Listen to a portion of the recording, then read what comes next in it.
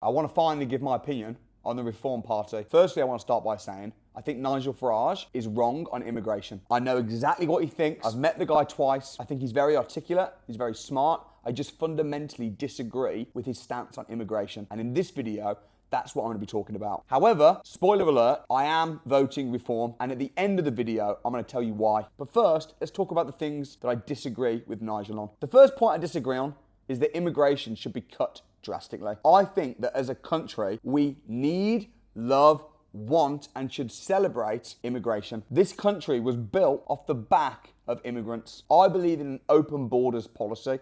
Now, I'm not talking about people coming on boats illegally, as asylum seekers even. In fact, I don't believe that people should come in and be given a penny.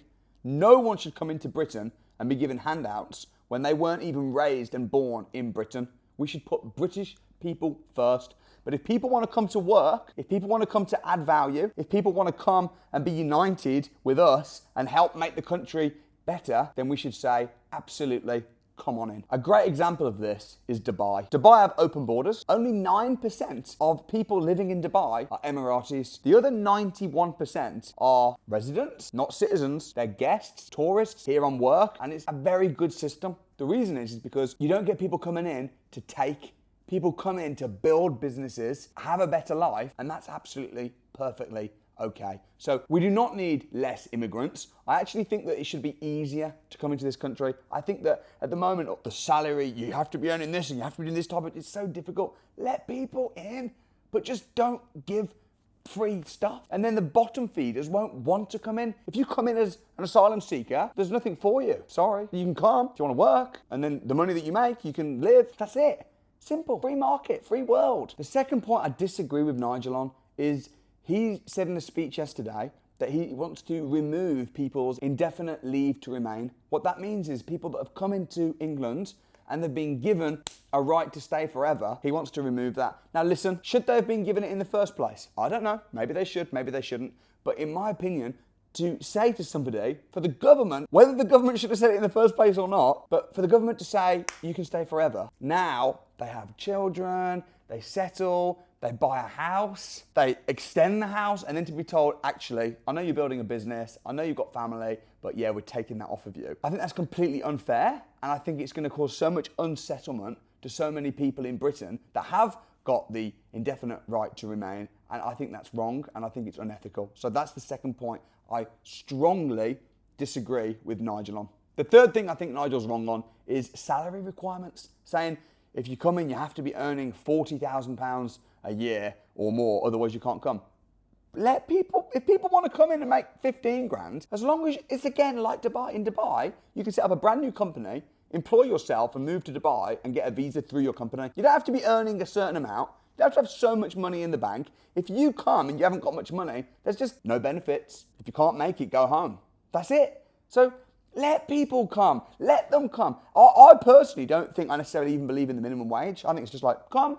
And I think starting small, giving people the opportunity to start small and then grow something big, I think is healthy, right, and fair. The economy is built on people starting small, so stopping them coming, I think, is holding Britain back. The fourth thing, which I actually think is absurd, is when Farage says that we should employ British people first.